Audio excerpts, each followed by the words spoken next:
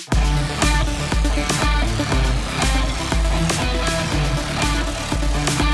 and welcome to Fierce Feedback. This is the show where ordinarily two friends bring two games, but none of that matters right now because we're doing a special episode. Hi Liz McCurry. Hello Will Gulston, how's it going? It's alright, yes. We are doing a special episode to commemorate doing a special episode in which we've decided to talk about our gaming history. Yeah, because we came to realise that I didn't think when we started this that our gaming histories and the games that we brought would be so different. Yes. And it's come to light that, we both follow a kind of trend each. So we just wanted to give a little bit of insight into, what made us the twisted characters that we are today. Yeah, and I also think that the premise of the show was that we realised that we've played very different games, and by talking about the history of games that we've had and some of the influences and reasons that we became, I guess, gamers, it might give people a little insight into what we like, what we don't like, and also give a few heads up for games that we might do in the future. I was just about to say that. This might be a little bit of a foreshadowing for what is to come. Indeed. So by the end of this episode, you will be able to, if we were in a beat 'em up, you'd be able to know what our names were, what our fighting styles were, our blood types, and what we like and dislike. Blood types? Always in the manuals. Is it? Yeah, it's always in the fighting manuals. Blood type? Blood type. I mean, you never know when you're going to need... Liz. Transfusion, is it? E. Honda. Name is blood type. B, innit? Alright, fine. So as is traditional, we do take turns, so we thought we'd retain that format and just take a little look behind the curtain. And last week's episode, Liz, did you go first? I'm making a weird noise. I went first. Okay, you sound very sure about that. In that case, I will go first and talk about my gaming history. Tell me about, how you became a gamer. It's a very good question because I tried to think about my first ever game, and I've already brought what I think, based on my patchy memory, was my first game. Three Stooges. Exactly, is CinemaWare's Three Stooges. A very odd first game. You can go back and listen to that episode if you like. But I basically got into games for a reason. So I must have not had... I mustn't have had I'll just randomly get a PC and play computer games. I'd seen computer games. So, my friend James had the NES, Nintendo. Yep, my cousin had that. So I would go to his place and we would play Duck Hunt and Super Mario Brothers. And at school, there were some really primitive, I think they were RM Nimbus or Acorn computers. The one with the owl on. Yeah, super old school, computers at the time. So we're talking late 80s at this point. Yeah. And so, formatively, I'd become aware at age, 7 or 8 that computers were a thing. And by 9 or 10, I must have wanted a computer. It must have been I've got to get this. And so early 90s, I'd asked my parents, I really, really do want a computer for myself and so on. And I'm sure, like I said in previous episodes, I must have spun a yarn about I think it's pretty important, I think, for school and stuff. At school they have them, so that must be good. And so my parents, not knowing anything about computers, went to a computer shop and they came back with the Amstrad. Amstrad? So Amstrad was the computer company made by... what's the guy who does UK Apprentice? Alan Sugar. Oh, yeah, of course. So he made Amstrad, which was this computing company. So there were tons of computer companies around the sort of mid to late 80s, especially in the UK, which is very big for sort of programming random applications. Yeah. And, finding hardware and software solutions for small businesses. So, he'd made this Amstrad thing. By the time my parents went to the computer shop, it was definitely well out of date. Because at my school, they already had the maybe 186 and 286. So these are they're running Windows 3.1, I think. Maybe that was the 386. So they had mouse at this point. So it wasn't just DOS. Did they take sets? No, you're going back to like Spectrum and Commodore 64. Okay. For those. And so, yeah, again, like another friend, my friend Jamie had the Commodore 64, and that was the tape deck. Yeah. One where you put a cassette in, and then you'd be like, well, we want to play Batman, but it takes about 20 minutes to load. Let's go and play outside. Brilliant. And that's why video games were never like, oh, we can just keep playing video games. They just took too long to fucking load. So it would always be like, oh, I'll play outside. Come back like an hour later. Oh, we can play Batman now for 10 minutes. And then go outside again. So anyway, I asked them for this PC, got the Amstrad PC 5086. Oh, wow. Notice the 086 Yeah, in that. what Not a 186, not a 286, a 086. Is that because it was 1986? This is because this was just the architecture of the processor. So this was already very out of date. Let me put it that way to you. This thing ran at 2 megahertz or 4 megahertz. Wow. So think about now you get a processor and it's like multiple cores, 2.4 gigahertz. This was 2 megahertz. But for the time? No, not for the time. Oh, no. It was garbage. Oh. It was like probably 4 or 5 years behind, like by my vague guesswork. Yeah. Based on what I read. Didn't have a mouse because it didn't need one because it only ran DOS. So everything was command line based. You know, you wrote in like, oh, if you want to open a game, you have to put the floppy disk in, type the name of the executable, but you don't know what it is. So you have to search dir to find the list of files. That's part of the game, right? Yeah, all of this stuff. So it's sort of, the great thing about it was that I'm really glad they did that because it gave me this kind of formative interest in programming and all of that, and like the mechanics of how the thing worked. That's a good point. Which is really cool. And so the difficult bit, you know, on the flip side was that it was out of date. So the games that were in computer shops, a lot of them were making this kind of generational leap from low density floppy disks to high density floppy disks, which my computer did not run whatsoever. Oh, no. It only ran the 720 kilobyte low density floppy disk. I remember those. I used to have loads of them. Yeah, exactly. And so those at the same time were similar to like Amiga, but again, not the same, and similar to Atari ST, again, not the same. So you had this minefield every time we went to a computer shop being like, is it one of 4 potentially wrong things I could buy, or will it run on our computer? So we kind of, imagine going to like the video shop to rent a video when you're a kid. Yeah. And then going through and being like 1 in 100 works on our computer. Oh my goodness.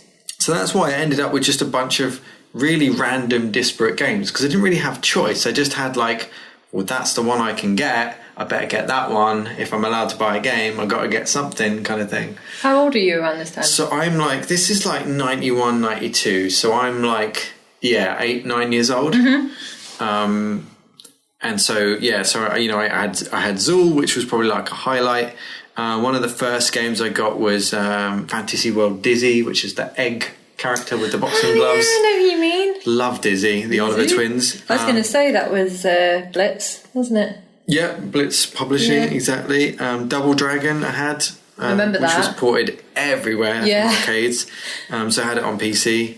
Indiana Jones, Last Crusade, Super Off-Road, and loads of other just random little things that, you know, I'm sure will come back to me at some point. And then it basically got so old, that PC, that I kind of like was mostly playing games by the time I went to high school, like age 11, in the computer club, like, not really a club, but just like avoiding being bullied at lunch by staying in with the computers.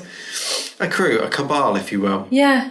And playing things like Doom at that point and just being like, oh my God, Doom's amazing. Yeah. And then, you know, some friends had the 16-bit consoles by that point. So like Super Nintendo, you know, playing Mario World. Yeah. There's a great game called Stunt Race FX. Do you remember that? No, I don't remember that one. So that was one of the, not 3D effects. I'm going to forget it now. It's terrible. So basically, Super Nintendo had this bit of technology that allowed them to do polygonal stuff. Okay. And Stunt Race FX was one of these. So it had this sort of like, everything was polygonal. It's the same thing that was in the SNES Star Fox, I think. Oh, cool. Yeah. So I kind of was playing that, but then around the time that the consoles were kind of changing over, so like 89, 1991. Yeah. So I think Mega Drive was 1989, but didn't really take hold until later when they put Sonic on it. Yep. 90 was Super Nintendo, so Mario World, etc. But I got the best birthday gift ever. What is it? In 1989, Nintendo Game Boy. I never had a Game Boy. Oh, mercy. Fucking Game Boy, Liz. Was it black and white at the time? Well, it was green and other green, wasn't green it? and other green, yeah. Green and different green. I remember playing / that brownish. and it was addictive. What games did you have? Well, the ones that I remember that I got with it was Super Mario Land, which was excellent. Yeah, that was great. And Batman the movie, the game. So it was ported from the NES version, and it's just a really great game, Sunsoft game. Did it have Mr. Freeze in it? No, Liz. 1989 Batman. We've talked about this, haven't we? You've got a deeply disturbing knowledge of the Batman movies Tim that Burton. insist that they be merged together. Yes. Michelle Pfeiffer. That's Batman Returns, but I'll let you off. What was the first Batman then? Sorry. Michael Keaton and Joker, Jack Nicholson. Oh, I don't think I've seen that one. Oh my lord. Prince, full soundtrack. No. Okay, if you haven't watched it, go and watch 1989's Batman the movie, along with Liz, who can join you for that. So yeah, the Game Boy, I had Mario Land, I had Kirby's Dream Land. Yeah, I remember that. I love Kirby. And also, one of my favourites was Wario Land, the first one. Really? Which was Wario technically back? Super Mario Land 3.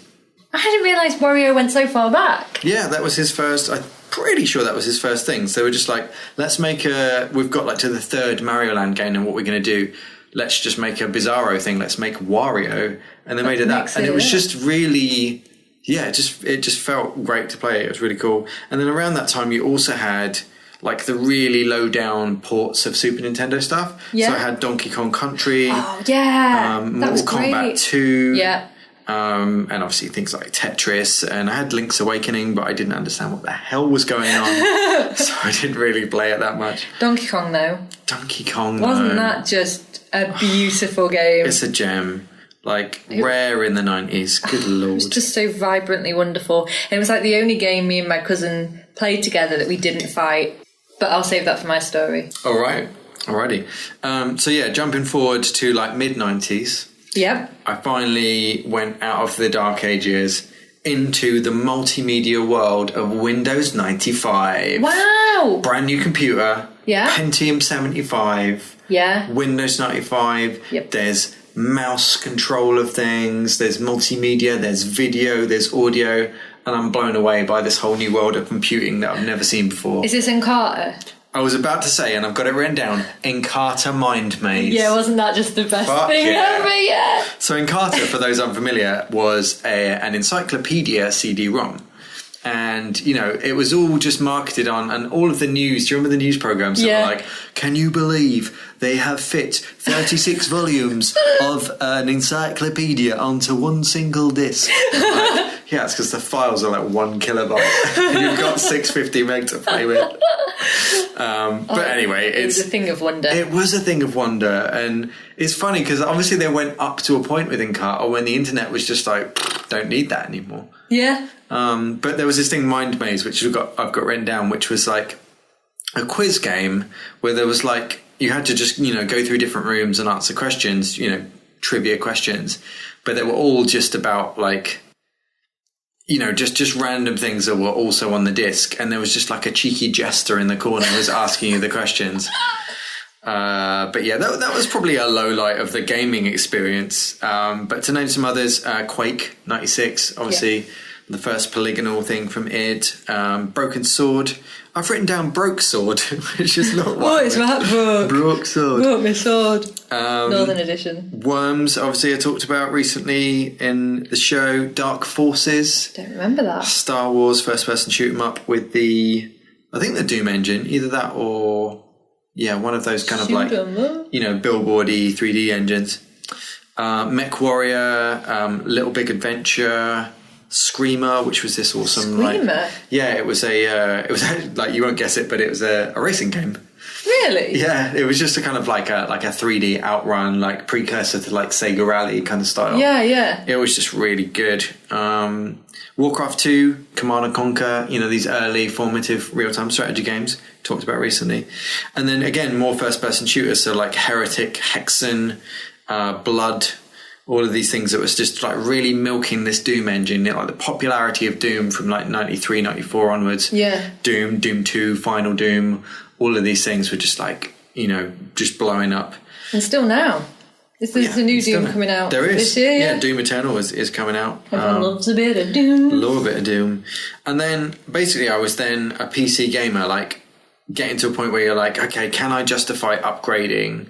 Yeah. And like I was learning to like build PCs and understand that. So I went from that P75 to like a couple of years later, 97, a Pentium 200 with MMX technology. What da?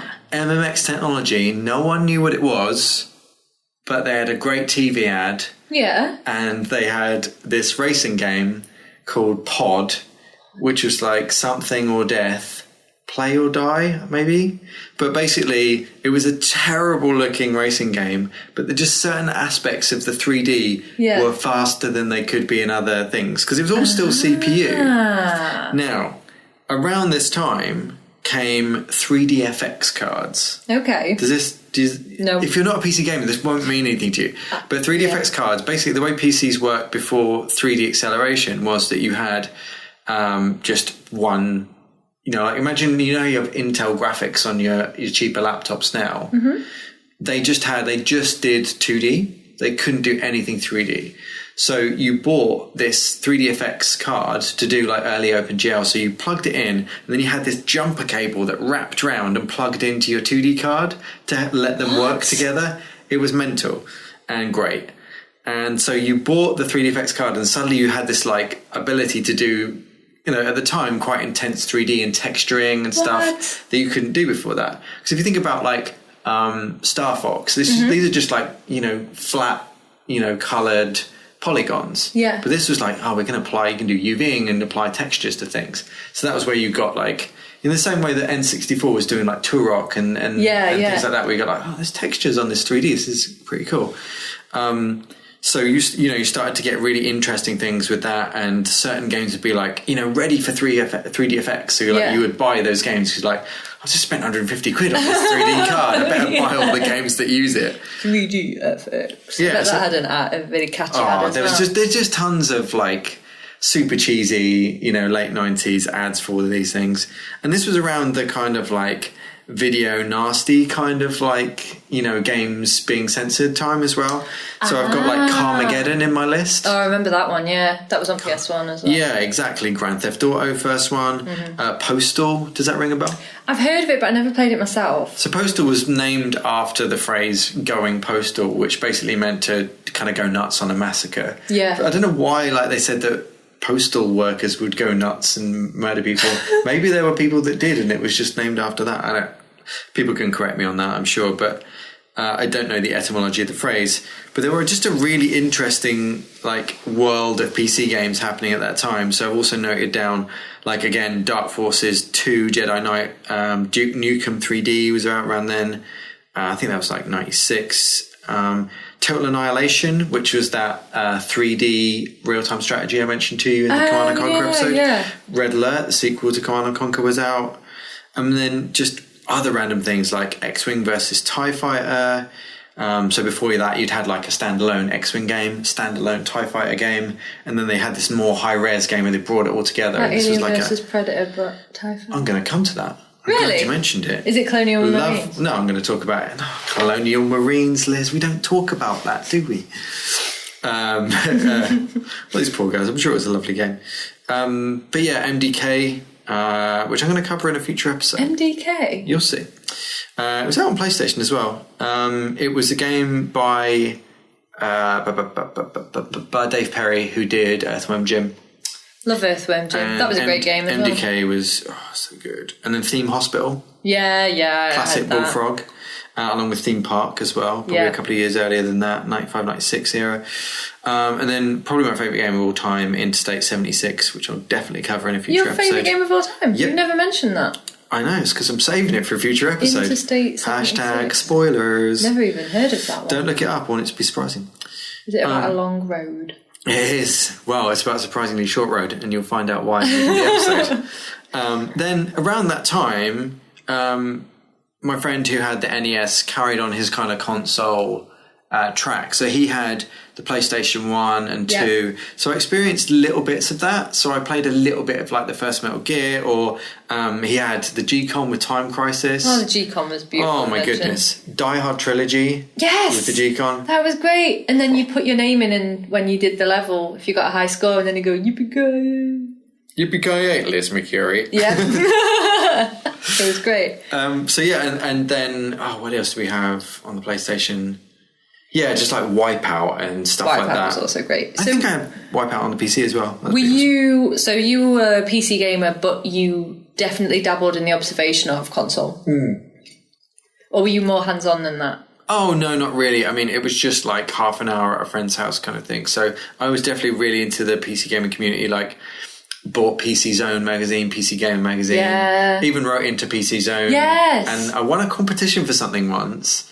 And then they didn't send me the whatever it was that I won. I think I won like a game or something for like a letter that I submitted. Aww. And they didn't send it to me. So my dad phoned up and he didn't go off at them, but he was just like, look, he's written in, he's trusted your magazine and he really loves it, buys all the issues. And I just think it's a bit out of order that you didn't send him this thing. And they sent me a steering wheel, a Thrustmaster joystick, and like a couple of games, and I was just like, this is the best thing in the world. That's so sweet. So I had like the steering wheel and the pedals, and I was playing like Screamer and Need for Speed 2 maybe, and it was so good. What magazine was that? That was PC Zone magazine. PC Zone. God bless him. Oh, thank you, PC Zone, for making young Will happy. A little cheeky fact for you, for those of you who don't know, Charlie Brooker of Black Mirror fame started out writing in PC Zone. Seriously? Yeah, he had a character in there that he'd write as a kind of like, just an angry guy who would reply to people who write in. It was real funny. That sounds good. I knew he was a journalist, but I didn't know. Yeah, PC Zone. And before that, I think I can't remember. Oh no, I'm thinking of, gonna forget his name. He wrote a bit of Rogue One. And he also wrote for CVG magazine in the 80s. And I'm terrible. Gary Whitta. There you go. Terrible with names. So yeah, anyway, getting back to the point, Liz. It's the turn of the century. And Terminators are here. Yeah. No, that's 97. That was Judgment Day. Anyway, 1999 sort of time. 1999 was a great year for games. Anyway, I'll shut up, sorry. I'm talking Carmageddon 2. I'm talking Sin, Soldier of Fortune. A 3D first-person shooter where you could actually blow limbs off. Oh, do you know and it blew my mind. Our 1999s were so different. I know. I'm going to find out very shortly. We had such different perspectives of games in 1999. I was playing Quake 3 Arena. That was the first do you remember that? Really big multiplayer-focused only Quake. I'd played Quake 2 before that. Bloody loved it. Absolutely. Half-Life. First Half-Life was coming out around then. GTA 2. Another kind of top-down. Wasn't as popular. The graphics just didn't grab people as much. It was all right. And then Alien vs Predator. Yeah. Which was great. Fucking amazing. Yeah. Worms 2, Worms Armageddon, all of that stuff. And then from like end of the 90s to like 2002, I think I had like an early laptop. So I was mostly playing like less graphical intense things on this laptop. And then I was doing I still had my desktop PC that had my Voodoo card in it. And I might have upgraded it to a better Voodoo card at some point. I don't know. But I was playing like the first Hitman and Max Payne. That kind of era. I love Max Payne. So we can connect 2. on that, right? Yeah, Max Payne 2 was great. Yeah. And then, lest we forget, the absolute shock of GTA 3. Going for the first time into full 3D, you can drive around this giant city. Basically, I bought this game thinking, my computer's never going to run this. Yeah. This looks amazing. And I could run it, and I was like, it was one of those things where do you ever get like a bit of technology or gaming or something where you're just like, I can't believe this exists. Yes, definitely. This can't be. I'll probably have another one of those dreams where a game that I imagine will exist one day exists now, and it was you have just all that power in your hands. It was amazing. Like the first GTA, just like because obviously GTA 2 was 2D and it was a bit slow and it was just nothing compared to the third one, and it was just mind blowing. And like they put more character into it with Vice City and the ones that came after that, San Andreas, GTA 4 and 5, etc. But like the leap to the first GTA 3 was just like, could not believe what I was seeing. And then, around this time, so we're talking like I went to uni in like 2002 to 5. So I was still a PC gamer, but I then just got exposed to other things. So on my PC, I played like the first Battlefield 1942, which was like an amazing first person shooter. Never played Battlefield in my whole life. Have you not? Nope. You're not really an FPS. No, it's not where my skills lie. Fair enough. And then so at university, friends had a bunch of different consoles and backgrounds to me. So I had friends that had the GameCube. Yes. And so on GameCube, we would mostly play Super Monkey Ball. Never played that. And Beautiful Joe. Beautiful Joe was great. Fucking love Beautiful Joe. And then on PlayStation 2, we'd mostly play split screen Time Splitters, if you remember that. Yeah, I remember Time Splitters, yeah. And then my friend Sharky had the first Xbox. And so we just played a lot of all three Halo games at that time. Yeah. Even with the giant controller, I think, the early Xbox pad. And then I personally got, in addition to just, playing stuff over the laptop with like LAN or whatever, I got into Dreamcast. Yeah, Dreamcast was like an unsung hero, right? Yeah, which is kind of like come and gone by that point. But as a result, they were kind of in kind of bargain bins. So I picked up a lot of gems. So I played games like Jet Set Radio. Blue Stinger. No. What? No? Blue Stinger? What was that? It was... Our games are so different. It's like we've both got these like smoke screens of different universe, games. Yeah, it's like we're in different gaming parallel universes. It was like a survival horror, surprise, that I focused on that.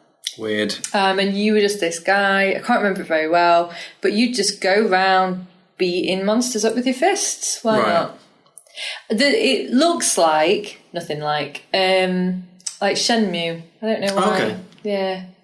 There was a lot of terrible comparison. A lot of that kind of look on the Dreamcast, though, the sort of like high contrast, super colourful. Yes, that's exactly what it was like. Yeah, I know what you mean. You were like on an island and you had to punch monsters. Okay. Which is great.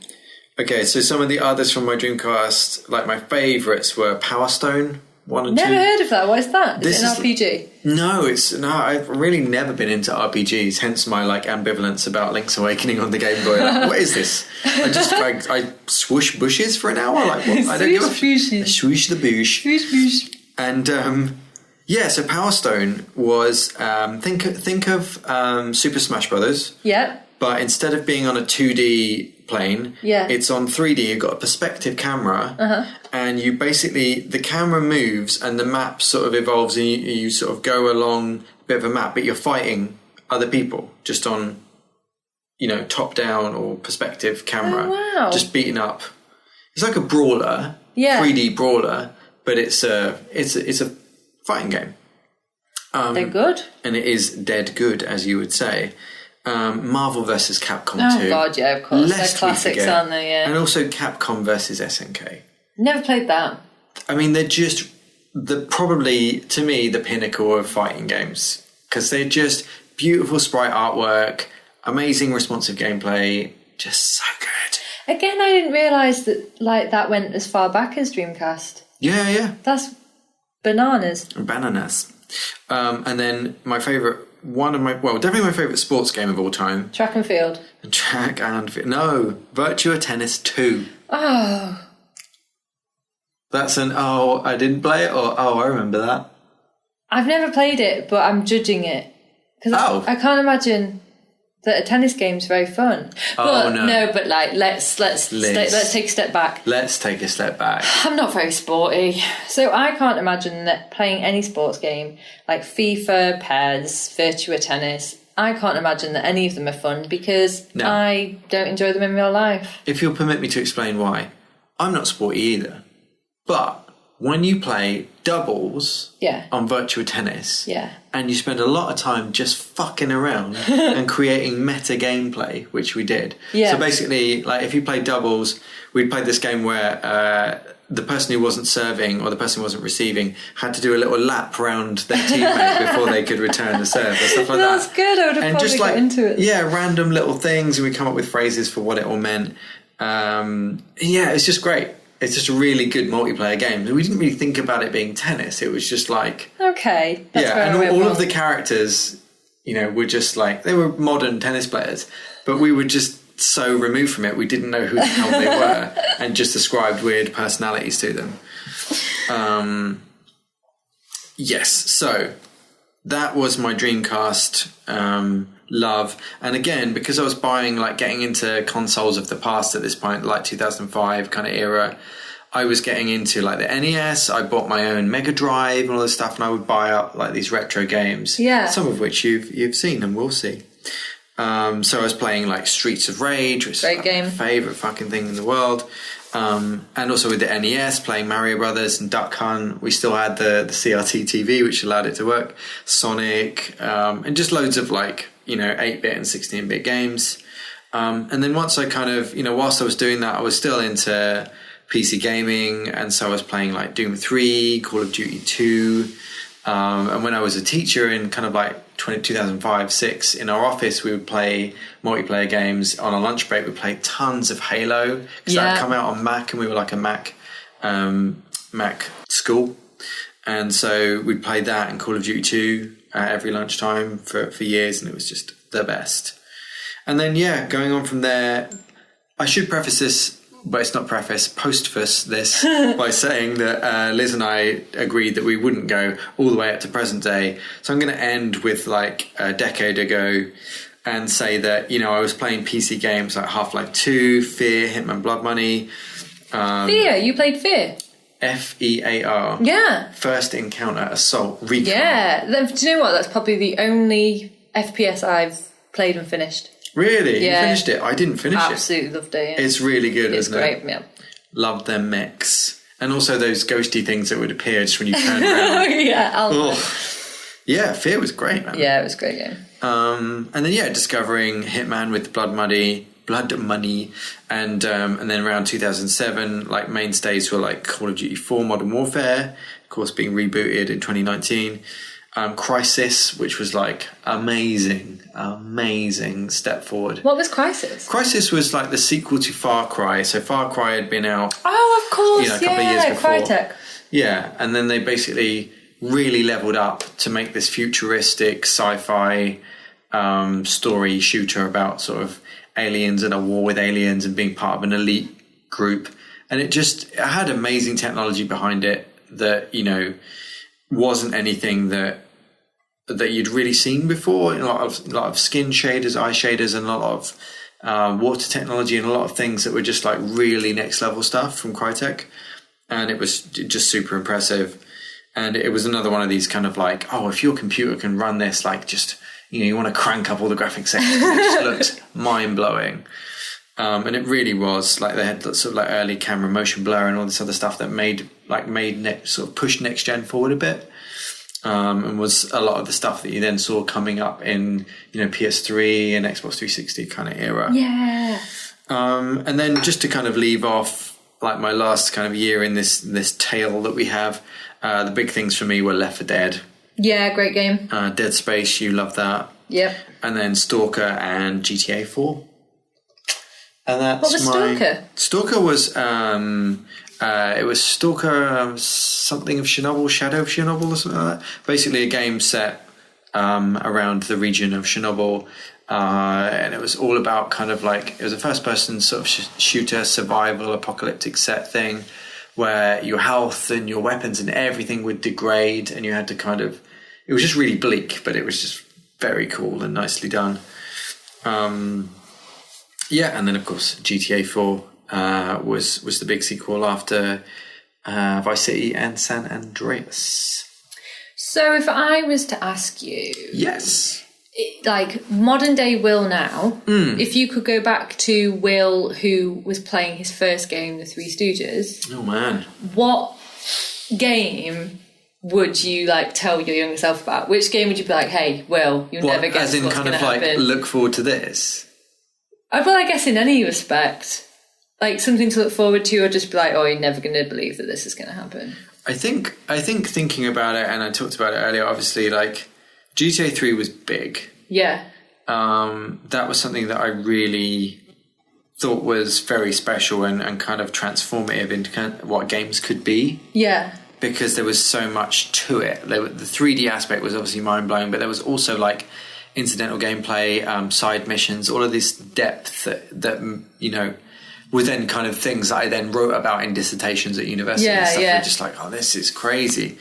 So I think I'd probably talk about that to baby Will and tell him about that. But I'd probably also say, do you know what? You're also going to play amazing war games in Command & Conquer. You're going to play an amazing 70s blaxploitation style car fighting romp in the form of Interstate 76.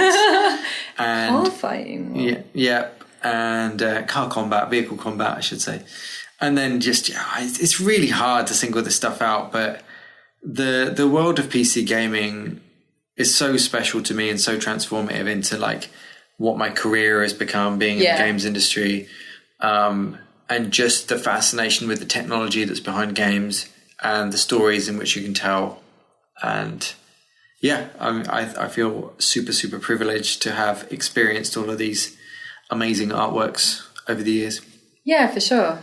I really enjoyed that because now I have more of an appreciation of where you came from. Almost should have done that as episode 1, Liz. I know. But I feel like it might have been too much of a... Yeah. Because I think Kick the door in open. Yeah, I think the games that we're into are clearly becoming like in a pattern as it goes on. Yeah. If we were to have done this from the beginning... Yeah, spoilers.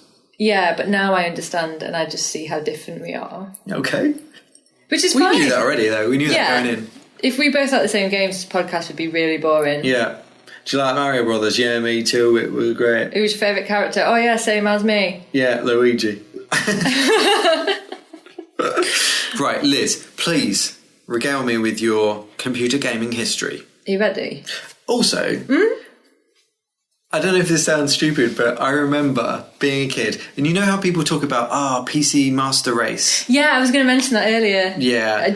I was definitely bought into that at some point. I definitely went through a period of like first PlayStation and like Sega Saturn and N64 and all that, being really snooty about being like, just thinking like, oh yeah, you've got this like console thing, but we've got this on the PC. So it was like, oh, Mario 64, ha ha ha, we've got Half-Life. And it's amazing, and it's all this stuff, and it's kind of like, I look back at that and think that's kind of funny. And I even remember thinking like, oh yeah, video games, rubbish. I've got computer games. Yeah, that's what the real shit has. And I think that's where my kind of, my snooty bullshit has come from. Just generally being a PC Master Race guy. I was never... I dabbled in PC. It's not in my history. How did you dabble in it? Give me a little background in that. So I had Encarta, who didn't. Yeah. Windows 95. Yeah, a lot of PCs were sold with, this comes bundled with Encarta 96 kind of thing. Yeah. So I remember getting like a compact Presario with Yeah, we Encarta. had a compact, yeah. Yeah. And Theme Hospital as well. But that was it. That was my PC. But was this like the family machine that was used by other members of the family for other things? Yeah. Right. So that's where my PC stuff kind of ends. So when people were like, the PC Master Race, I just used to think, they do my build mum's them. part of the PC Master Race. My mum's definitely part of some Master Race. Oh. I'm not sure which one that is. Anyway, Liz, it's not about your mum. Tell me about your gaming history that's not PC based. I really want to get my mum on here to do her gaming history. So my story is very different to yours. Mm-hmm. So I never really knew about games, wasn't particularly exposed to them. No one at school, especially my primary school. No, I didn't bring this. I'm sorry to cut you off early, but I didn't bring this up in mine, but did you ever go to arcades or experience arcades as a kid? Yeah, so near where I grew up, there was an arcade called Meadow Hall. There was an arcade. There was a shopping centre called Meadow Hall in Sheffield, and that had a Namco arcade. Nice. But Was it actually branded like? Yeah. Oh, I didn't know. Yeah. I always thought when you saw like, because there's like Namco Museum, like these collections of like, Centipede and a bunch of other like older games. I didn't ever think they had a franchise in the actual ownership of sites kind of thing. This was, to my recollection, a Namco arcade, and it was replaced by a cinema years later. But whenever like me and my friends would go there, they just wanted to play air hockey, so I'd usually play the games on my own. Fair enough. So yeah, I didn't. What did you? Where did you grow up? I grew up. You're a southern boy, aren't you? Yeah, I'm a southern boy. I grew up in a small town called Ipswich. But when we go to the seaside in Felixstowe or Lowestoft, these little towns, there were like, you go into these arcades and have like the coin machine. Yeah. Where there's the occasionally a 2p piece dropping down. Get a new key ring. Yeah, exactly. All of this terrible shit. But no, I remember seeing things like Outrun. Outrun was good, yeah. And stuff like that on arcade. And I'm like, oh, okay, they look really interesting. It's like maybe the first Street Fighter before 2. Yeah. And thinking, oh, that's really impressive. And then like just a few times ago, years on years, so like seeing things like, SNK games like Metal Slug and stuff like that. We'd be like, oh, this looks really interesting. But I never really got it. Like I'd play like, I'm thinking back to like Road Rash and stuff like that. Yeah. But then, you had like MotoGP with the bikes in the arcade. Yeah. So stuff where there was like interesting hardware would always attract you and be like, oh, I really plan to play the game. But I think I did as a little kid what a lot of other kids did, which was just like to hold like the gun thing, not play the game, but pretend you were playing whilst it was in a track mode. Oh, yeah, I know what you mean. So those of you too young for arcades or never went to arcades, a track mode was basically what the game was doing to kind of get you to come and play it, which would show you like a demo of the level being played, and you were like, oh, this looks sick. I need to put in £1. House of the Dead was exactly that. We had House of the Dead in our student union for my undergrad. What, the arcade? Or? Yeah, the arcade machine. And me and a guy called Brett, I don't think he'll mind me saying his name, we used to go in there and for like one whole year of uni, we had the high score. And I remember, I think it was on St. Patrick's Day, and we were drinking green Guinness. Someone beat us, and Brett was really angry about it. So he beat them? Physically. No, I'm kidding. That went dark. But yeah, even though I've been into games for a while, I've never been a big arcade person. Like when I went to Japan many moons ago now. Sploosh. They had this Silent Hill arcade game that I'd never seen since.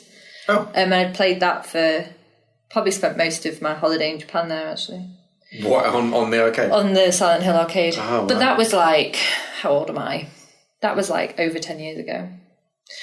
But now apparently they have like this Evangelion VR thing. What? So you get in and like the whole machine fills up, like your visor fills up with the liquid. Oh, and my like days. I need to go to Japan for that specific reason alone. I love Evangelion, Liz. It's just on Netflix, isn't it? I'm a little bit afraid to watch it on Netflix because everyone is whining about it.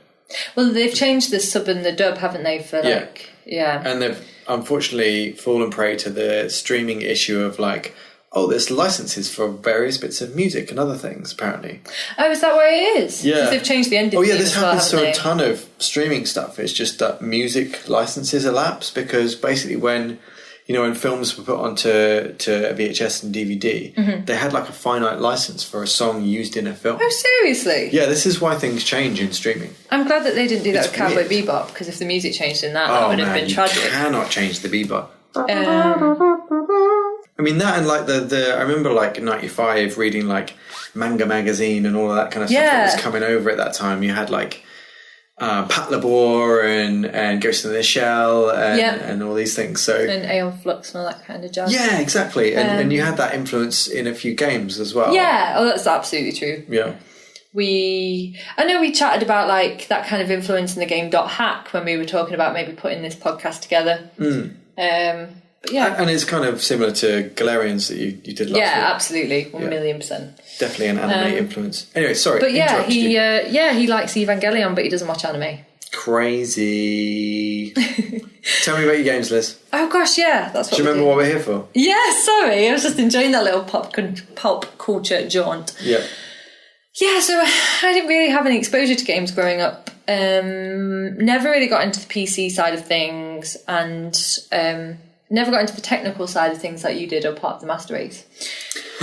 Also, you have shamed me in the amount of research that you did for this. I googled PC games 1998, PC games 1999, and I went, I remember that, write it down. What I did was I went away and was like, what were the games that like defined me?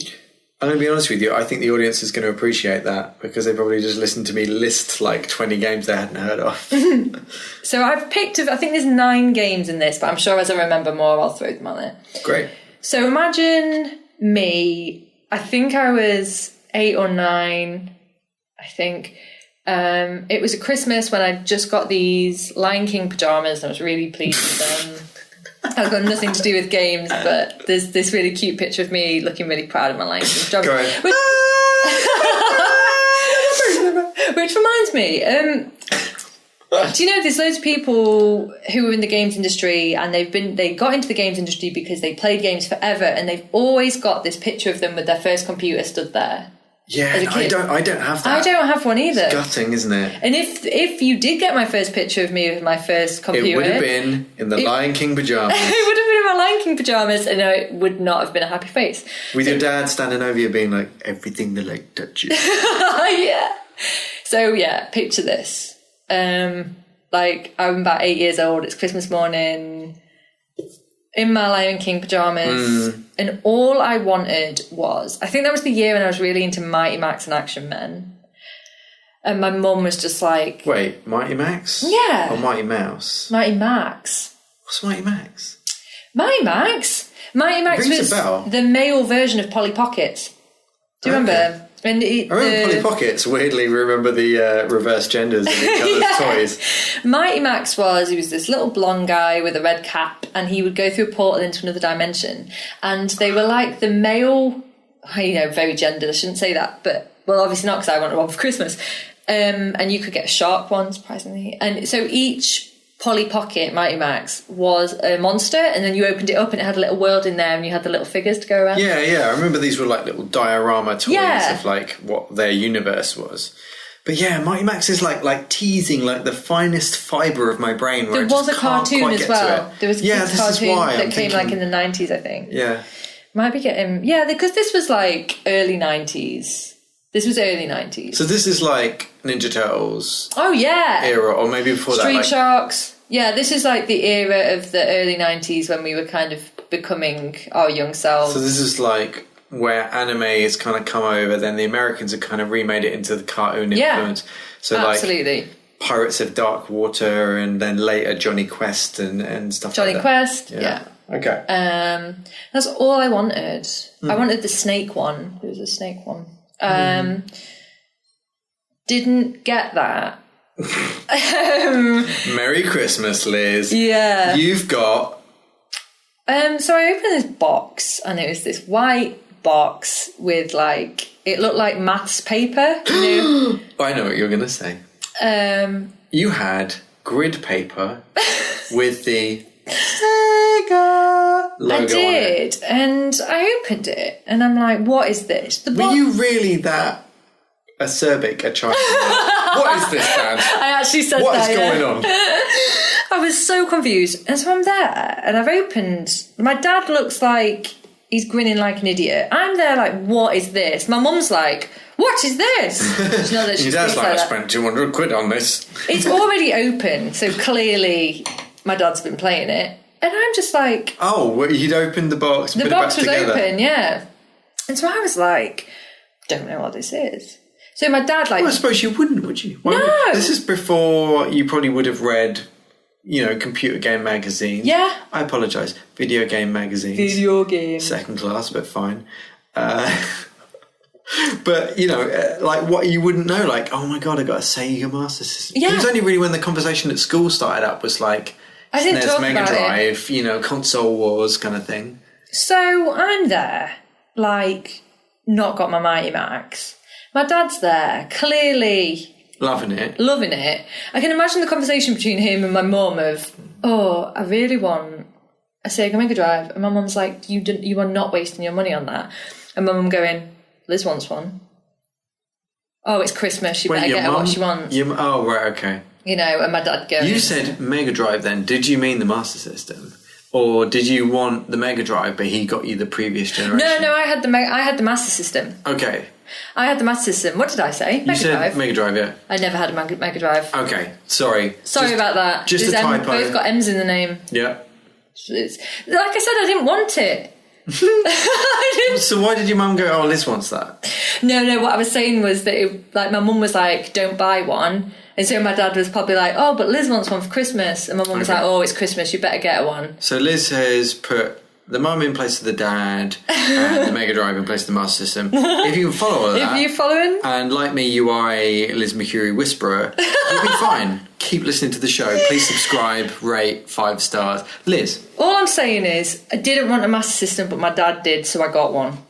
Right? Okay. So what did we do on Christmas Day? I imagine you probably played the included game Alex Kidd. Alex the Kid. We argued about this before the show because Liz brought this up. It is Alex Kidd in Miracle World, not Alex the Kid. It's not Billy's brother. Oh, Billy Hatcher. It was Billy the Kid. It was Alex Kidd in Miracle World. It was, and it was the 1986 one. Obviously, I had the Master System. So Christmas Day was me going, really want my Mighty Max, and my dad going, let's set up this Master System and see if you like it. This video game console on the television. And I just basically watched my dad play Alex Kidd for about 4 hours. He'd been playing that for about 4 hours on Christmas Eve before. Like, it's not what I wanted. So anyway, Dad's finished. He goes and has his Christmas dinner. I'm left there, and I'm like... Was that the only game you had? Because it was the pack-in. You didn't... It was the only game I had at the time, but another game came later that started a bit of an obsession. So I was going to say Sonic the Hedgehog was in late Master System, but didn't come out until the Mega Drive was out. Never had Sonic. Okay, well, this is it. I was going to say you wouldn't have had it, but the Master System had a couple of other interesting things, like it had its own light gun and stuff. But no, never had that. If you didn't have any of that, it might have seemed a little bit shoddy. So my dad's gone. He's having his turkey, and I'm there like. Why aren't you at Christmas dinner? Probably really sad and just got bottom lip out about it. So I thought I'll give it a go. Yeah. First thing, really fun. Second thing, the music still sticks in my head till this day. And that's why I think it's Alex the Kid, because it's got that extra in it. Oh, because you did what everyone does with early video game music was to ascribe the lyrics to it. Yeah. Alex the Kid. Yeah. Alex the Kid. Yeah. And there was that, and I always remember there was a bit in it where you had to play rock, paper, scissors to get past... Rock, paper, scissors, rock, paper, scissors. No, okay, the rock, paper, scissors... I don't know how I still remember this. I've not played this game since I was 8, but it used to go... And then on the you'd put out whether you had rock, paper, scissors. Nice. Anyway, it was great. But it was really difficult, so my dad had to do the underwater levels. So then we actually started playing it together and having a lot of fun. Oh, that's nice. And I eventually got my Mighty Max as well. Oh. So I think it was a few months later, my dad said... My dad must have said to my mum, do you know what Liz really wants? Mortal Kombat 3. So me and my dad just used to play Mortal Kombat 3. I must have been about 8 or 9. Absolutely loved it. I used to get so into it that when I used to press like the button to kick, I used to kick my own leg. And at that point, when my mum saw me like waggling roaming about in the living room, she put it away. She unhooked it, she put it back in the box. She was like, it's too violent and look what it's doing to it. So look what it's doing to poor little Liz. So Dad was waggling annoyed. Around. Yeah, Dad was annoyed. I wasn't best pleased. And that was that was... So Alex Kidd in Mortal Kombat 3 was my first, in a disappointed Christmas, was my first exposure to, like, what computer games were. Well, that's a wonderful story. I kind of want this to end with being like, and my dad used to sneak us into a room where we'd unbox it and play. No, I think he was just scared of what my mum would do. Oh, fair enough. So then, this set a precedence, I guess, that my mum just was not tolerant of computer games. Oh, no, not at all. She was just not pleased. So I used to have to be a voyeur. So my mum worked full time, so I would go to my auntie's every day after school with my two cousins who I've spoken about before. Yeah, you mentioned them, you're playing things on the PS1 with them. Yeah, so either them or my friend Rebecca, I would go around to her house. And again, I guess it sounds very gendered, but I didn't have a console. My female friends didn't have consoles, but my male cousins and their brother and my friend's brothers did. Yeah. So we would just hang around and watch them play games. Yeah. And so one of the first games that I watched, like my friend's brothers play, was Ocarina of Time on the N64. Oh, okay. So that's quite a leap from from Master System. And just loved it. Just loved the art style. Just loved the music. Me and Beck and her brother David we just spent hours together, just passing the pad, playing it, helping each other sort puzzles. And then I'd go home, and then the next weekend when I went over, we'd kind of catch up to where everyone had got to, and we just we went through and finished it. Oh, so together. they waited for you and then you carried on together? No, they would carry on, and then they'd catch me up when I got back. Nice. They'd be like, oh, this has happened, and whatever. Oh, cool. So this was like N64. At the same time, my cousins, Chris and Richard, had like everything going. They had literally everything. They had like the PS1, they had the Master System, they had the Mega Drive, they had Sega Saturn, they had everything. Sega Saturn and the PlayStation. Oh, they had everything. I mean, if you weren't really out for Panzer Dragoon and some of the other like Saturn exclusives, there's not a whole reason to do that if you had a PlayStation. No. Interesting. So Ocarina of Time, so we're talking about mid to late 90s, so... Ocarina's what, 96? Ocarina was 98. Oh, 98? Really? Okay. So Ocarina was 98. And then the thing that I used to watch at my cousins, because my cousins were a bit older than me, was Resident Evil. First Resident Evil for PlayStation. Yes, my friend James, who had the PlayStation, or at least his older brother had the PlayStation.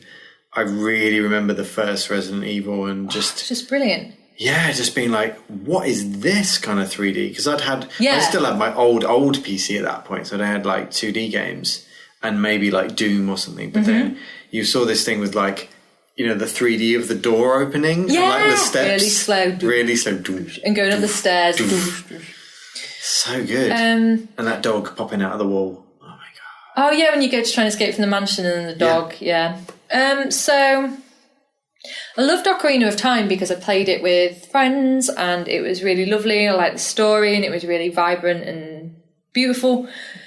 And it's a classic game and it is one of the pinnacles of my gaming history. Mm-hmm. But Resident Evil was the pinnacle of my gaming history. It was the turning point for me. Because sorry, go.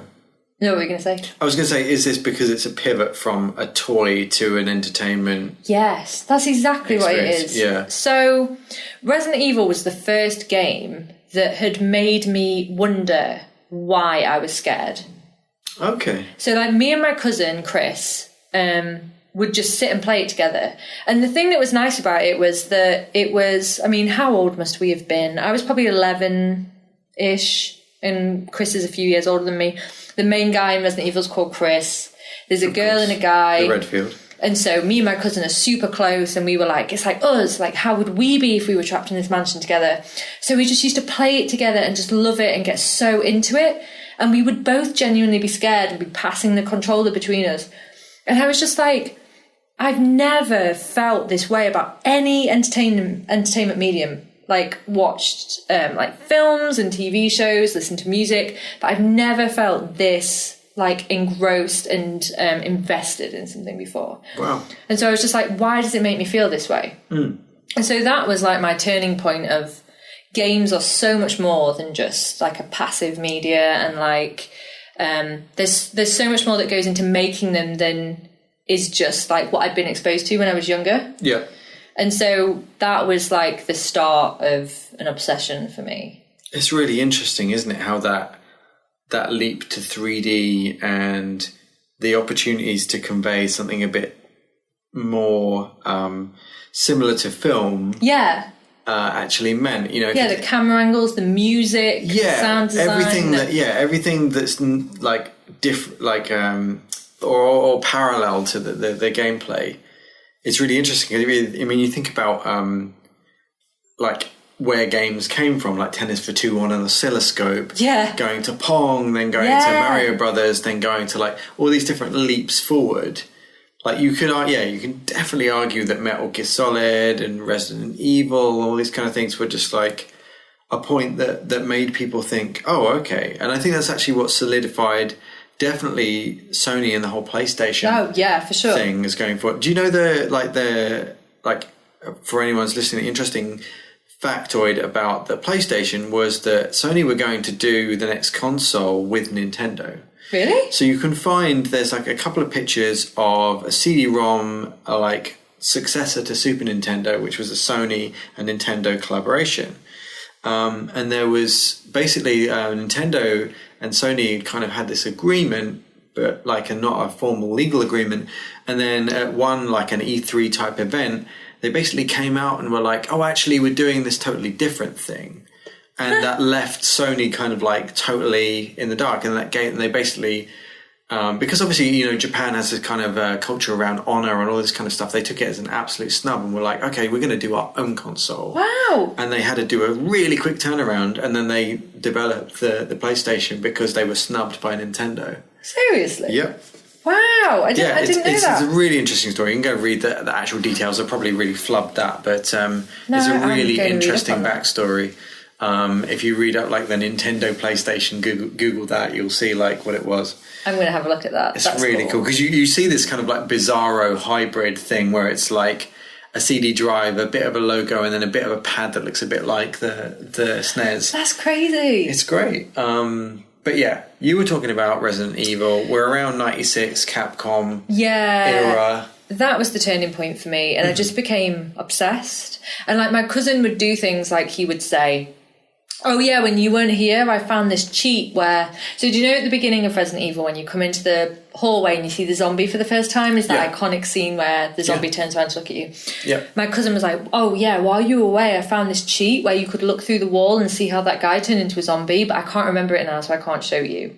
It was obviously a lie, but just all of this fed my obsession as to the story and the lore and who made this and how the music was the way it was and how it all knitted together. It was like my first fascination to how was this made. It's a sensory overload, isn't it, really? Because like you look at pixels on a screen and you hear MIDI kind of like bleeps and bloops and it's like the catchy tunes and stuff, but you're like, this is like a toy come to life. Yeah. It's not another world necessarily. Like I feel like we almost like imbue the 16-bit and the 8-bit eras with way more actual meaning than they actually had at the time. Yeah. You know how you'll read things like Stephen Poole and some of these more like academic readings of games at the time.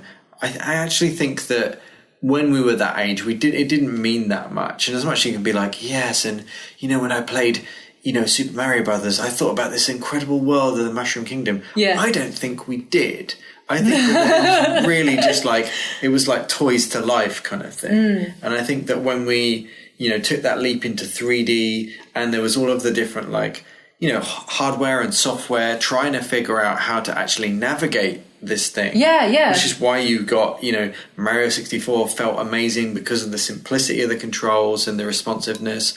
And then Resident Evil, like you mentioned, felt really kind of like odd because of the tank controls, but that added to the tension because you couldn't maneuver as quickly as you wanted to get out the danger.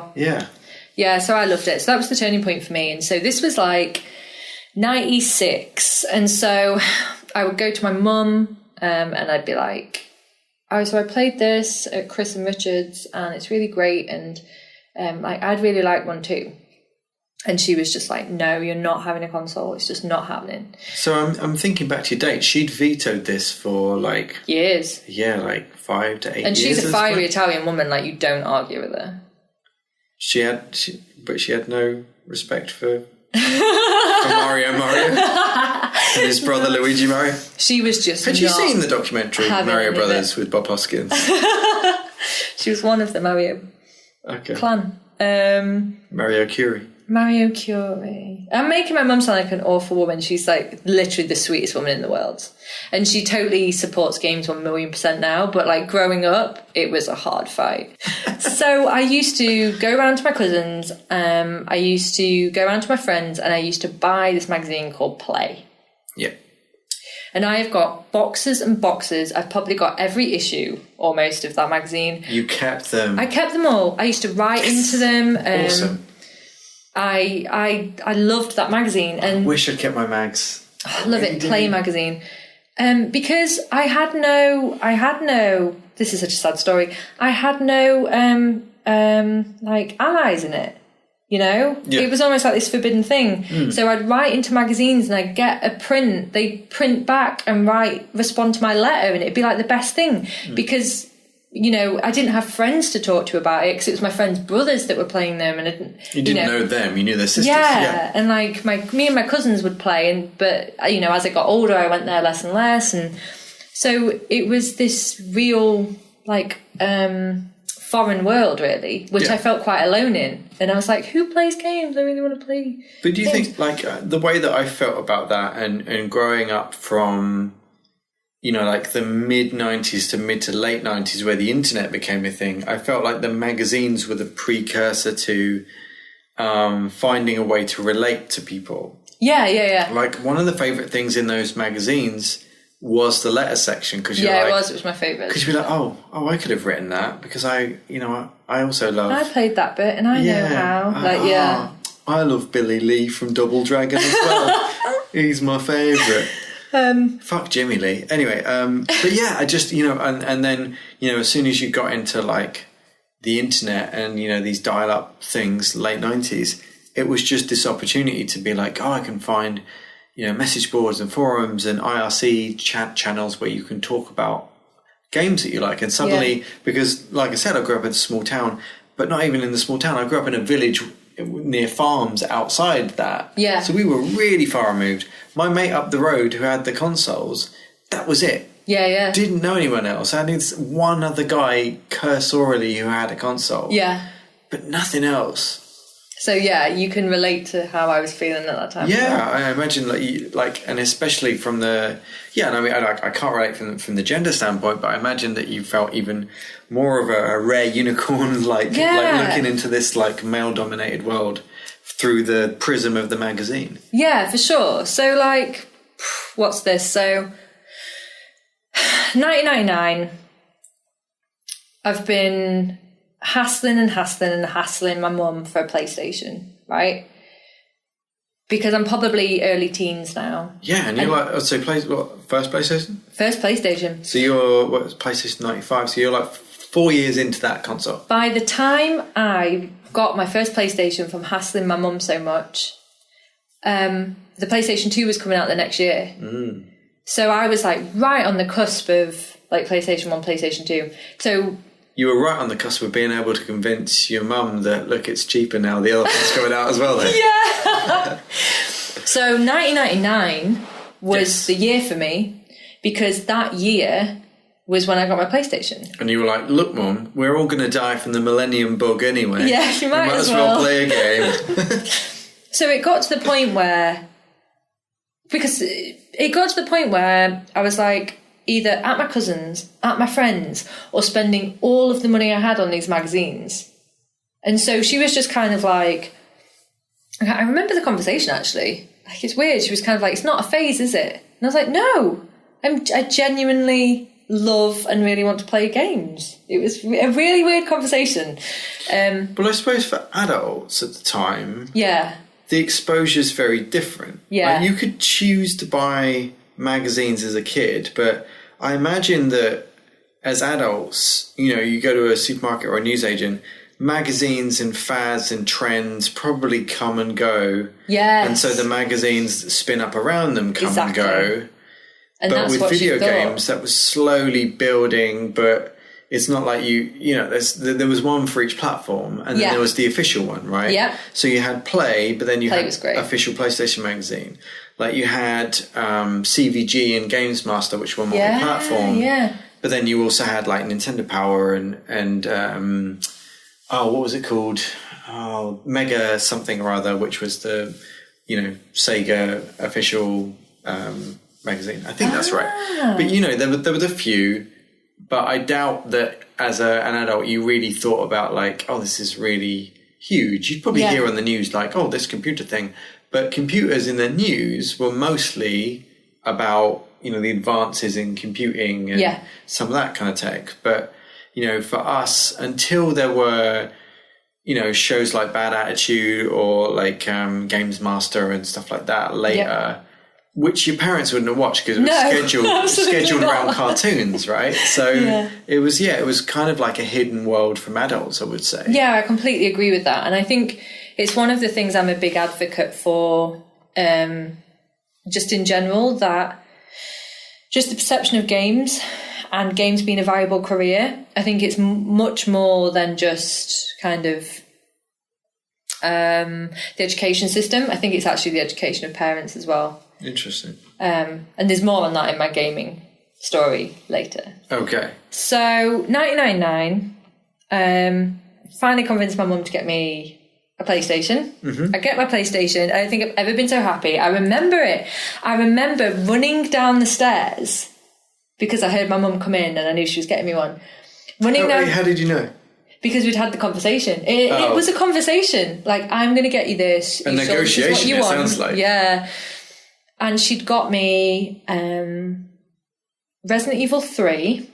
Okay. Because this was my birthday. 22nd of September is when Resident Evil 3 came out. And I don't know if it was at the time or later, she got me Final Fantasy 8. Okay. Which is your favourite. my favourite game ever made.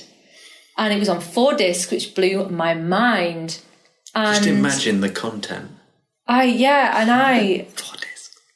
I can't remember. I don't remember any point of my gaming history in which I've been happier than that moment.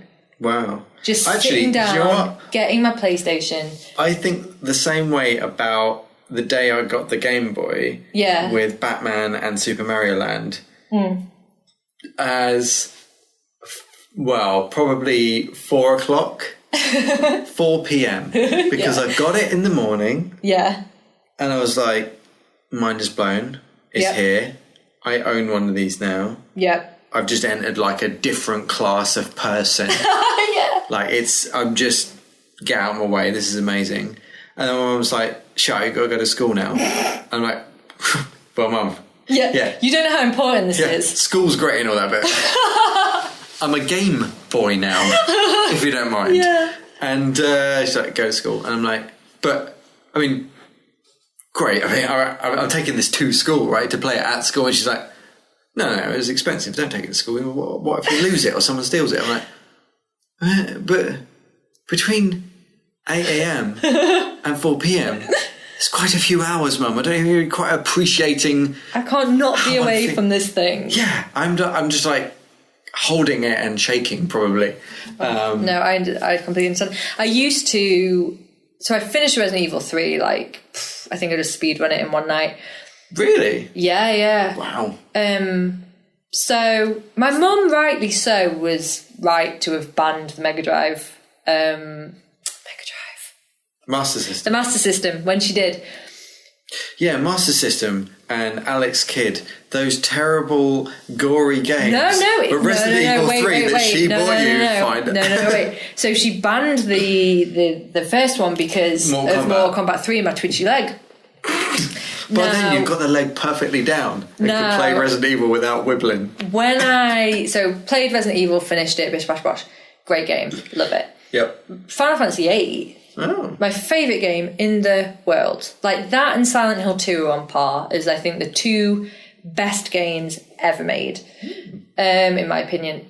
So what I used to do I used to come in from work. I used to come in from school. I'm talking about it like I used to come yesterday. in from the mine where I'd been mining coal. I used to come in from school. I didn't eat. I used to get a pint of water, go upstairs, put my radiator on. I used to sit with my back to the radiator and drinking the water and just play the game. And So you were a perfect balance of hydration and warmth? yeah. I was just checking why that detail was included. Do you know because this was my routine. Okay. And do you know what was it called? DualShock. The DualShock, but it had the vibration in it. DualShock was the first one. Because before that, it was just the D-pad and the buttons. Yeah. DualShock brought in the DualShock bring in the dual vibration? analog sticks. Yeah, I think so. Yeah, so what I used to do was... So with Final Fantasy VIII, every time you summoned a Guardian Force and it did the cutscene of the Guardian Force attacking, the DualShock would shake. And I used to play that game for so long with You'd have wobbly hands. Yeah, that I'd have the shakes. I'd have my radiator, I'd have my back against the radiator, drinking my water, and I'd have the shakes. I like the idea that you've just got these like barbecue style like burnt lines on your back and your arms. Like, why do you look like a chicken fillet now, Liz? Like, what's going on? So my mum used to like actively Switch off the heating. She used to sign me up to swimming lessons so that 3 nights of the week I wouldn't be doing that. And also you could cool your back too. Yeah, could cool my burnt back and have more water.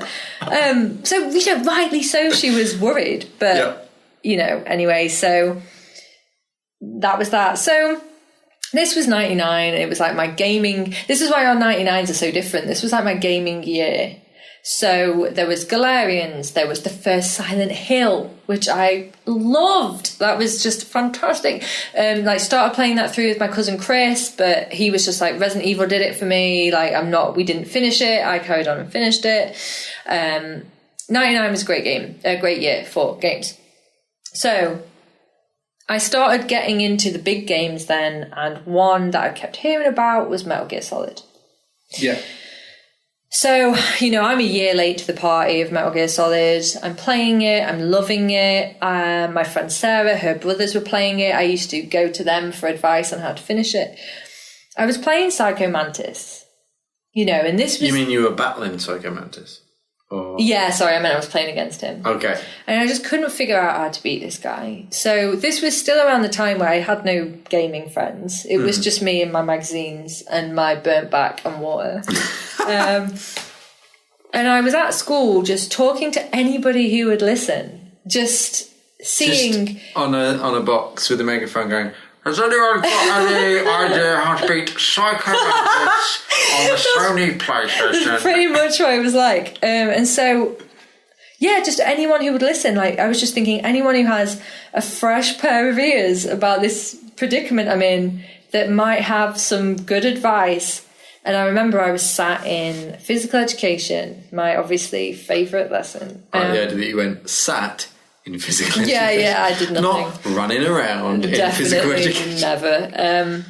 And so I can't remember who the girl was that I was talking to, but I was boring her with it. And I was like, what did you do at the weekend, Liz? Oh my goodness, I'm so glad you asked. I'm stuck on this Psycho boss. Mantis? He's a bloody nightmare. So I'm talking to this girl. She's going like glassy-eyed. She couldn't care less. This girl behind me reaches over, taps me on the shoulder. And she was like, and this is true story. Amazing. She's one of my best friends still to this day. Was it the first time you'd met her? Yeah. Oh, I love this story already. Taps me on the shoulder and she's like, oh, excuse me, are you playing Metal Gear Solid and are you talking about Psycho Mantis? And I almost cried. So you punched the girl you were talking and turned around to the other one? I almost cried and I was just like, oh my, yeah, I am. And she was like, oh, you just need to put the controller in the other slot. And from that day, we were inseparable. And we just used to hang out with each other. We played Final Fantasy VII through together. We just were thick as thieves. And we both have the Foxhound logo tattoo as a friendship tattoo. Because... I didn't even know this. Yeah. Awesome. Because it's how we met. And she was like my first game friend. No, cool. I had no one to talk to about that shit. Super and I was cool. like, Psycho Mantis, you dick. Heather took him down. Wicked. So Metal Gear has a very special place in my heart because I made a game friend and we're still friends and we have friendship tattoos and it's great. So that was 99. So the last thing that I want to finish off with in my gaming history, second to last actually. No, I've got a few bits. I've got a few anecdotes. So the first thing is that before I met Heather, who is my gaming friend, I used to force games on other people. Did you ever do that? Is that just me being an awful person? Well, I would enthuse a lot, and then I would just be. It's interesting because I would like I mentioned the PC Master Race thing earlier, where I'd just be like, "Oh, you've got an N64, you've got a PlayStation. Well, you can't even understand, but on PC we've got this thing."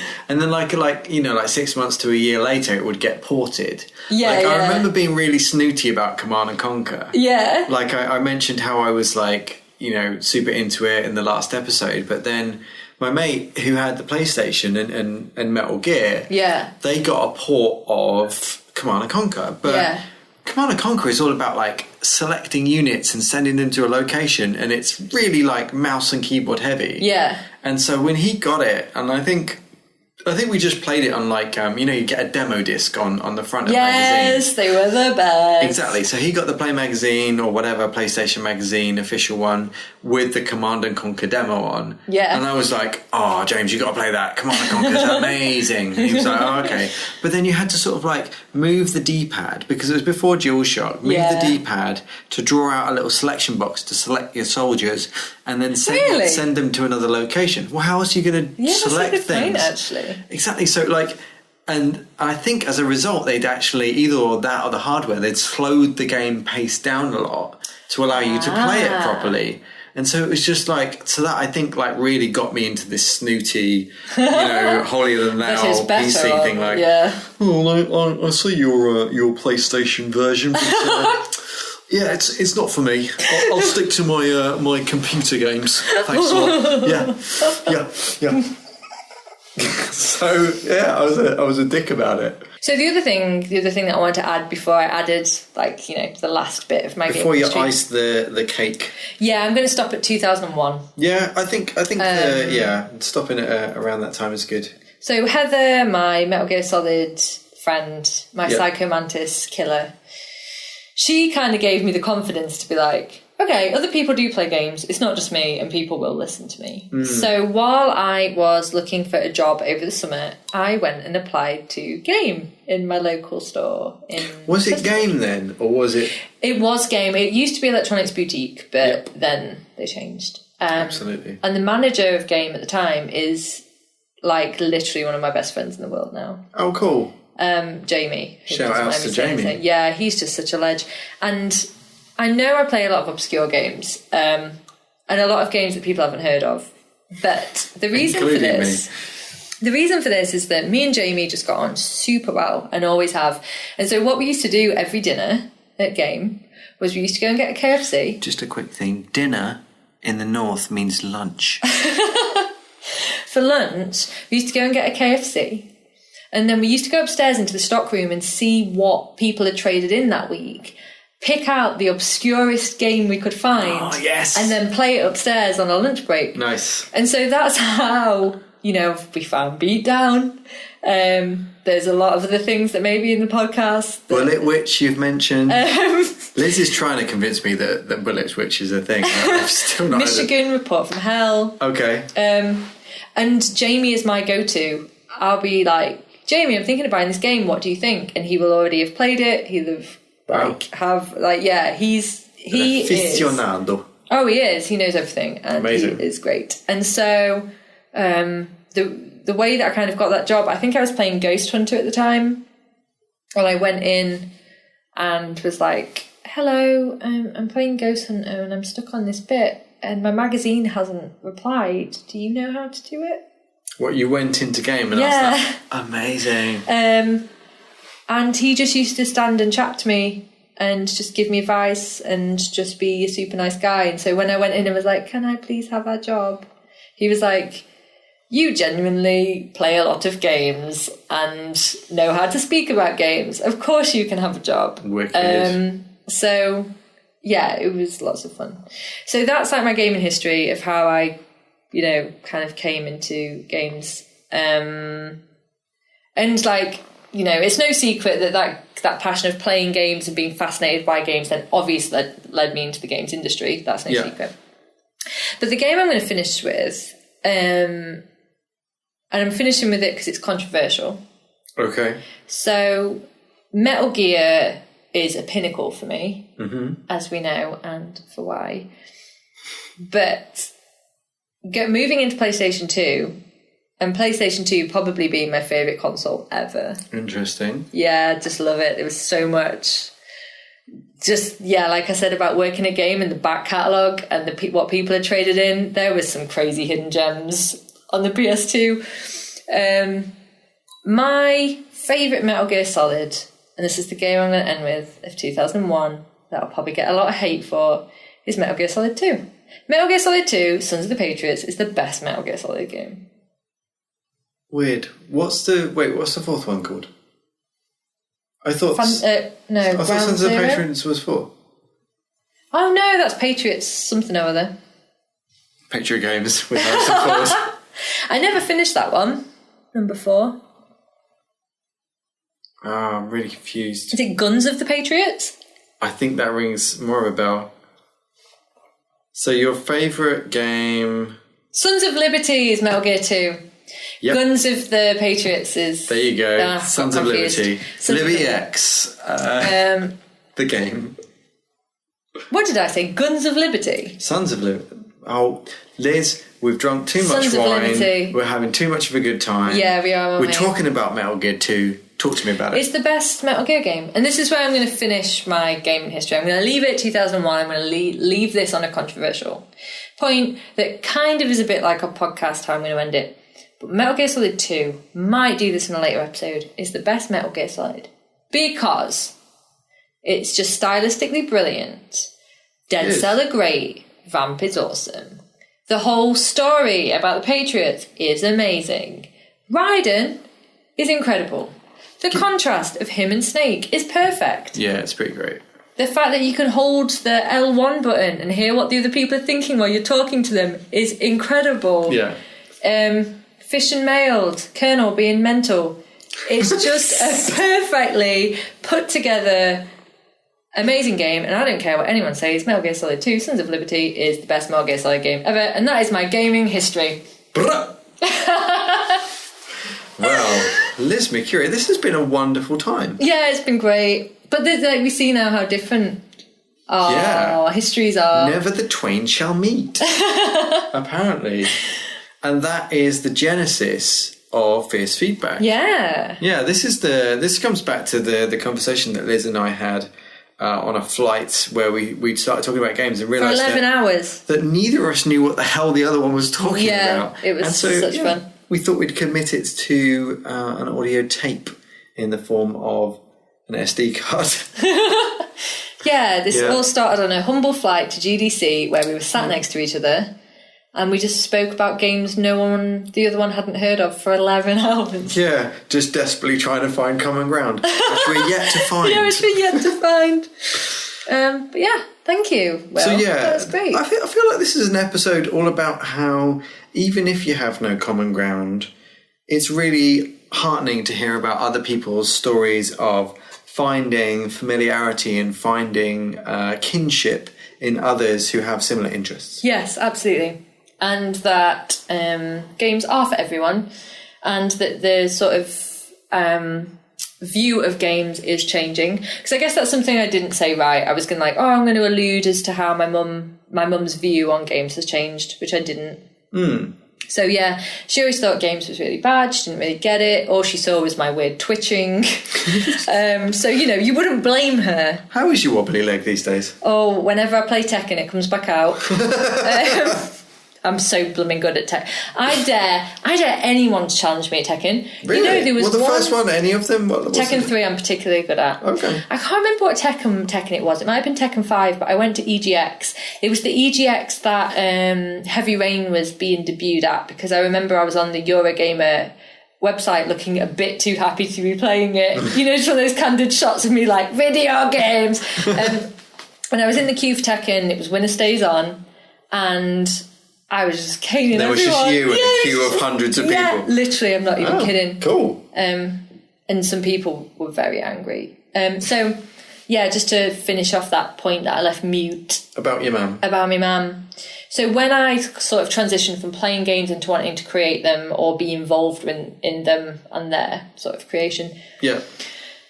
I decided to go to university to study them. And my mum was like, no, you're not.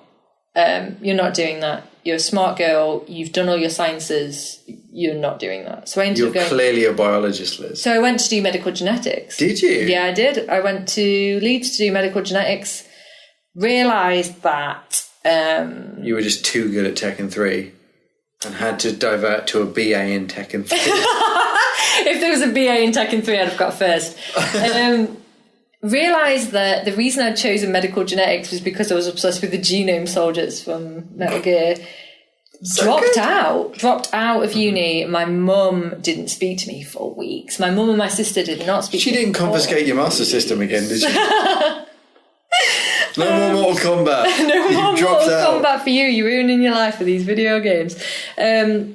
So what I ended up doing was taking a year out, making some money. I worked in a bank. You'd finished working at Game at this point.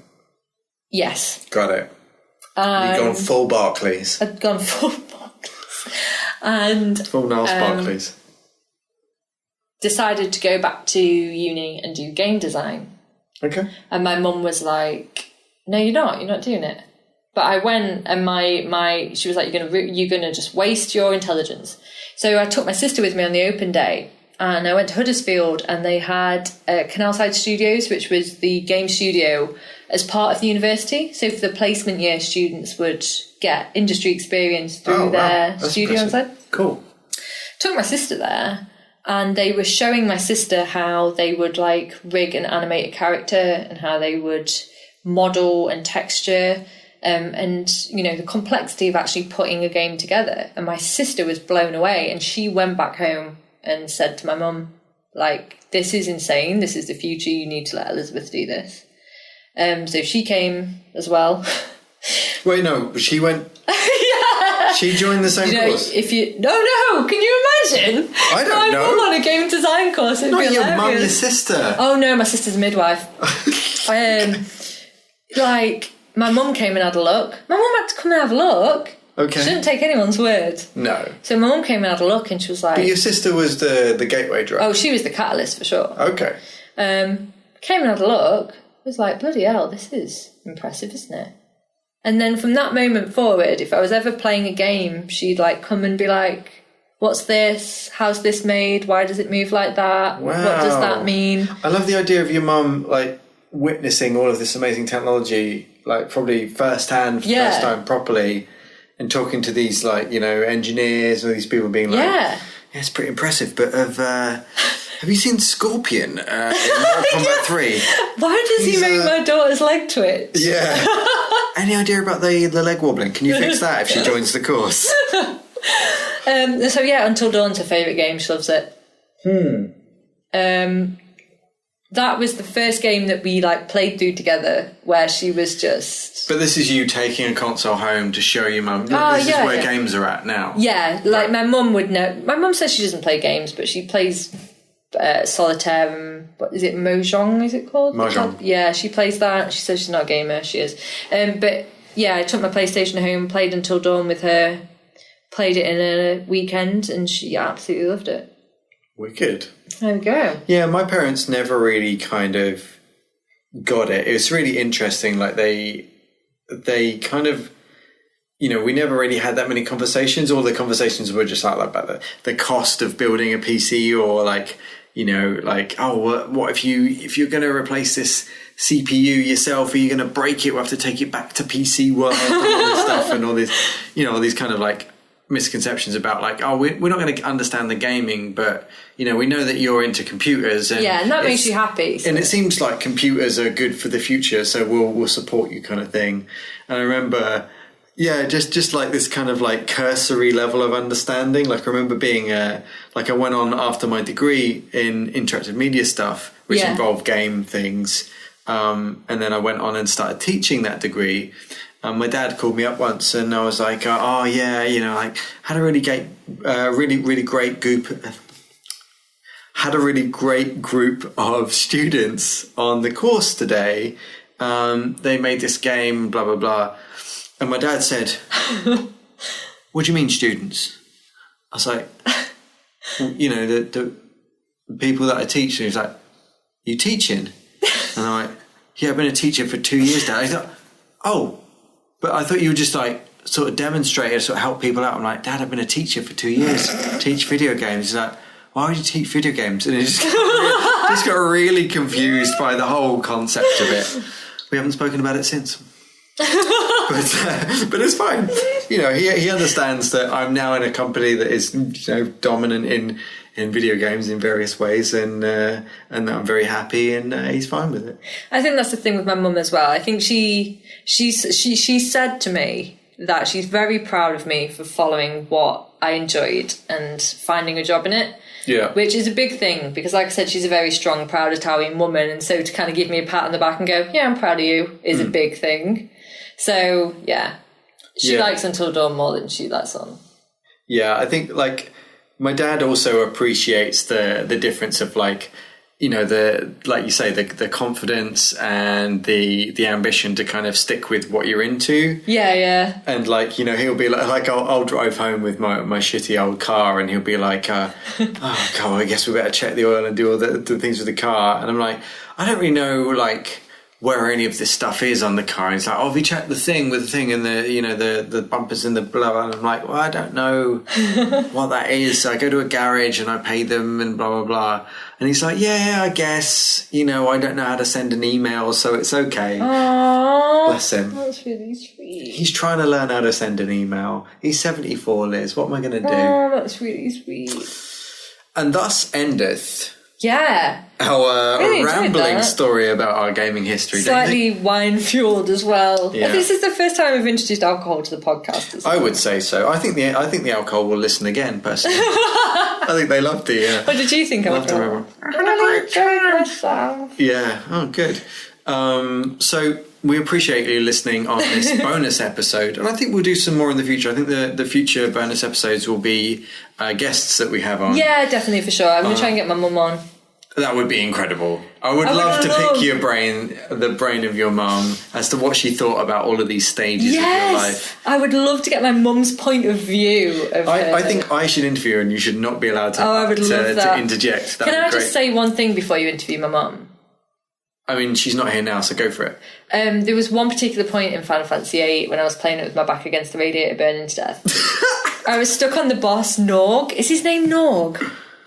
He was the big yellow boss with the glowing orbs, and it had taken me forever to kill him. And just as his scene, you know, just his animation of him being destroyed was playing, my mum burst into my room and she went, "Oh, Lizzie, I'm just going to borrow your hairdryer." Unplugged the PlayStation, didn't you? Yes. Oh, no. And I, you know, it could have gone two ways. I could have exploded in anger. My cousin used to snap his glasses in half. What do you mean used to? How many glasses did he have? Oh, it got to the point where my auntie refused to buy him any new glasses, so we had to put plaster on him. So we couldn't see the TV. I didn't get angry. I just, like, put my head in my hands and was silent, and she just, like, sidled really and she went, slowly out. "I'm taking the PlayStation away." You've lost your mind. I don't think she's ever been... She, like, braced herself for impact. And then... just slowly sidled out the room. Like Homer descending into the bush. So I'd like to get her side on that as well. Wicked. But anyway, sorry, I'll stop rambling. Cool, so thank you for listening to this bonus episode of Fierce Feedback. You can subscribe to us, of course, on iTunes and Spotify and anywhere that you listen to podcasts. We'd love to hear your review. Please rate us on there. It helps us find more of an audience. You can email with any thoughts and anything you'd like to see on the show using fiercefeedback@gmail.com, or you can tweet us using @fiercefeedback, and we will get back to you. And we hope you had a wonderful time. Yeah, and if you like first feedback us on Twitter, share with us what the first game was that you ever played and like how it made you feel. I think that would be a nice little thing? Yeah, I find it interesting. We talked before the episode with a couple of friends who are here on this trip with us, and we asked them what made them into gamers, and I think that's a really interesting question to go from like a cursory interest in, a hobby ostensibly, into like, oh, this is just a thing that I am now. Because you talk to everyone and they're like, oh yeah, no one says I'm a filmer. People say I'm a gamer because there's something that identifies and like galvanizes people around this particular hobby, right? Yeah, sure. So, thanks for listening. Thank you, Will. Enjoyed that. Enjoyed that. Bye. Bye, everybody.